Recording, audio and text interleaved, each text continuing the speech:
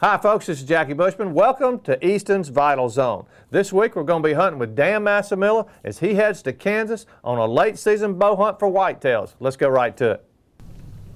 When you think of Kansas, you think of trophy bucks. Well, Dan Massimillo has got a buck of a lifetime right under him.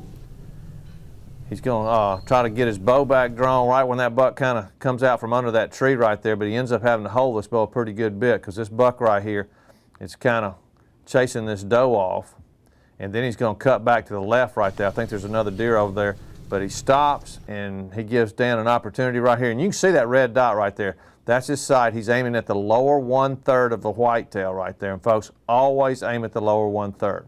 If that deer does not jump the string, that is a perfect shot, but for some reason he was to jump the string a little bit, it's still going to be a good shot. It's just going to be a little bit higher than in the vitals right there. Now let's go to the shot. As you can tell, that is one heck of a buck. And anytime you've got a record class buck in front of you and have the opportunity to take it with a bow, it doesn't get any better than that. But let's do this. Let's put that back in slow motion and see exactly where the arrow hit. You're going to see this arrow coming in from the left right there. And you can see the red spot. That's exactly where the arrow hit. That's a little bit to the right where Dan was aiming. But let's do this. Let's go to the Easton 3D Vital Zone and see exactly where that arrow enters the vitals. You'll notice the arrow coming in from the left side right here and penetrating the front part of the right lung. It was not a complete pass through, and when Dan noticed this, he knew he had a tracking job coming up.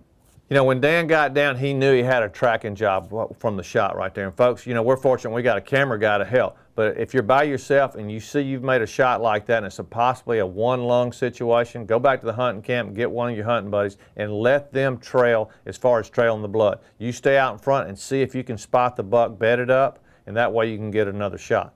Well, Mark and Dan stayed on this deer for close to a mile. It was just trickling. Dan saw the buck bedded up, got the wind right, snuck in there, and got another shot in this buck. And this is a record book buck that's on his wall. But persistence and tracking this buck was the key to them getting that. So if you see a situation like that and you make the shot, go get you a hunting buddy, and you possibly can have a deer on the wall instead of leaving that deer out in the field. All right, folks, that's another buck, part of Easton's Vital Zone.